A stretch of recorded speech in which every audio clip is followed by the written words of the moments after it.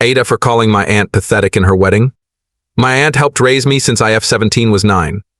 She recently got married to Nate, who is a huge jerk.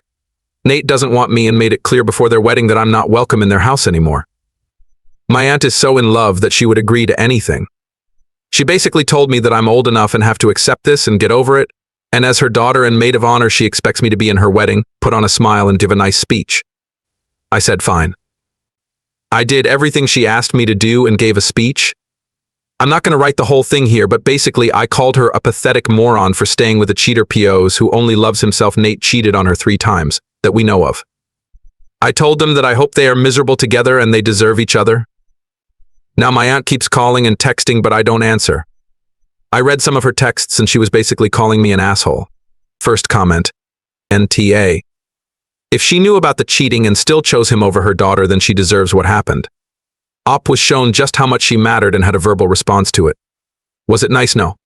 Was it deserved? Yes. Who abandons a minor with past family issues for a cheater who doesn't care about the minor? I hope you find the family you deserve as you get older. Remember the whole saying goes, the blood of the covenant it thicker than the water of the womb. You will find your people. Second comment. Op. Don't listen to the heartless individuals who think you owe an adult unending gratitude for taking you in and providing for you. Your aunt made that choice, and she doesn't get to bow out now just because she's getting good dick, or has insecurities about never finding a better man, etc. Allowing a so to kick your child out of your house is the lowest of the low. Only worse thing is allowing so to beat Abby acid child. You are not the for feeling hurt and betrayed by the adult you viewed as a mother. An adult who calls you her daughter your aunt is definitely an and anything more than an ESH verdict is ridiculous.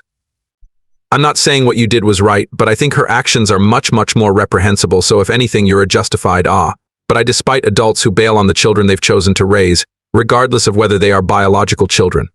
And frankly, she deserved to have her dirty laundry aired. So NTA. Story 2. AITA for making my fiancé pay for a majority of the bills? My fiancé and his 2 kids moved into my home 2 months ago. I also have 2 children. The bonus kids are 12 and 13, both girls. My bio kids are 11 and 10, both boys. In order to properly explain this, I'm going to have to throw numbers at you guys. I'm a financial consultant and this is the only way I think. Sorry in advance. So these are the numbers prior to him and his children moving in: rent $1,800, food for me and my 2 kids $465-$120 a month, depending on whether or not I bought in bulk. Electric $127, water $86, heat hot water run off the same tank due to me having heated floors $190-$210 a month. All other bills are my own personal subscriptions and insurances, so I won't include those. Since my fiancé and his kids moved in, rent $2,300 a month, they brought 2 dogs, so now there are fees: food $1,600, $1,720, electric $392, water $271, heat hot water $438. Now, in our originally agreement on how we would split the bills was us stating that we would just take the bills from the month prior to him moving in and compare them to the month he did move in, and he would pay the extra. However, when we did that, he became irate and said that if we did that, he would be spending more than I am or ever was even prior to him moving in, not taking into account rent, which would be cheaper for both of us even with his pet fees. I told him this is what we agreed on. My bills went up drastically when they moved in, and I won't go 50/50 and pay more than I was prior to them moving in. Now he's saying that he's questioning this whole arrangement, which is fine. But I told him until he makes a decision on whether he's staying or leaving, he will be covering what he agreed to. First comment, NTA, but there is something else to consider in here. Where I live, the water bill is charged in tiers. If you use very little water, you pay a lower rate. If you use a lot of water, the rate is higher. So a 10-min shower in a house with 1 person might cost $1, but a 10-min shower in a house with 8 people might cost $4. Look into all your bills and see if the rate is higher because of your higher occupancy. If it is, then it may not be him and his kids wasting water or whatever, but being charged a higher rate while you are still paying your previous month's total, which means you're paying at the lower rate still. The food bill is nuts though. How TF does he spend that much on food? Maybe a good time for a deep budgeting talk so he can get his spending down to your level. Second comment. I'm interested in the answer to this too. I understood it as she would continue with what she'd been paying, $2,743, and he'd pay the difference, $2,378. What I don't understand is her refusal to pay 50/50 BC. If she's a financial consultant, she'd realize that's $2,560.50 each, less than what she was paying before. And we also are missing key information what was boyfriend paying prior. We also don't know location, so is it summer and our AC bills high? And one last comment, why did the food cost jump so? Generally, I'd expect that if teen boys were added to the family, but I wouldn't expect the food to more than triple with one man and teen girls unless there's something else going on. I have one daughter and 4 granddaughters, so I understand the water bill going up LOL. Third comment. I'm not a financial consultant, but my common sense is telling me that his expectations are wilding unfair. He wants you to foot the bill for him, his 2 kids, and his 2 dogs. Their bills are only going to continue to go up. Prior to moving in with you, they'd have had limitations to what they can afford, but with your contributions, they can afford it. The agreement was in place for a reason, and it was fair. Him going back on his word and talking nonsense to pressure you into paying ... shows his true colors. If you encourage him to move out now, I guarantee he will reluctantly adhere to his end of the agreement. But at what cost?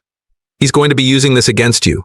Soon he will be expecting you to cover other costs for his kids and call you out as favoring your own, or you'd have to cut back on what you provide your bio kids so his won't be jealous.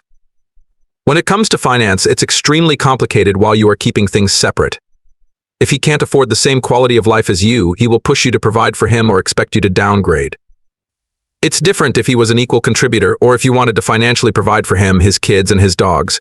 You have 2 options: cover his costs or live separately. If you plan to marry, have a prenup just so your own children who you are responsible for stay protected. Something about your fiancé is he will happily take advantage of you guys. Story 3. AITA for putting my foot down and letting my mother suffer the consequences of her actions. Advice needed. My 30F mother 75 has a dog allergy. My brother 35 and his wife 34 have a mini dachshund that they bring everywhere. I do mean literally everywhere unless it's a restaurant or event that is not dog friendly.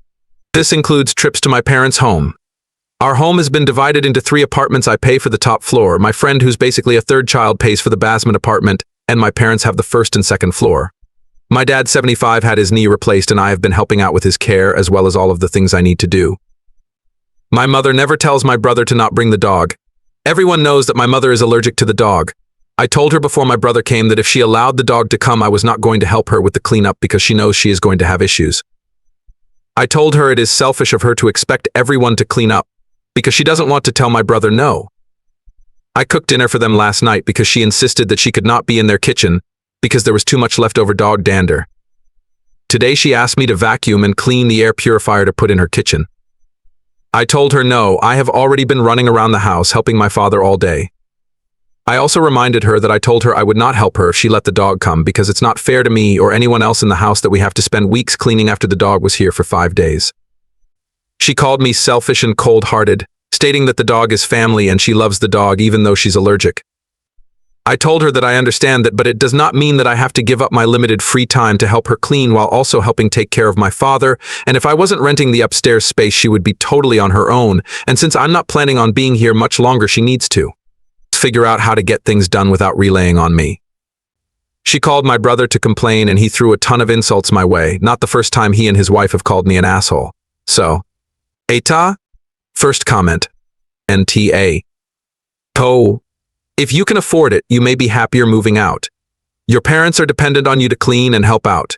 You helped out your dad and didn't have the energy to help your mom too. And your mother says you're selfish and cold-hearted. Absence makes the heart grow fonder. You will likely have a better relationship if you just visit occasionally. Your brother is the favorite child. You will feel better about yourself if you're not around them as much.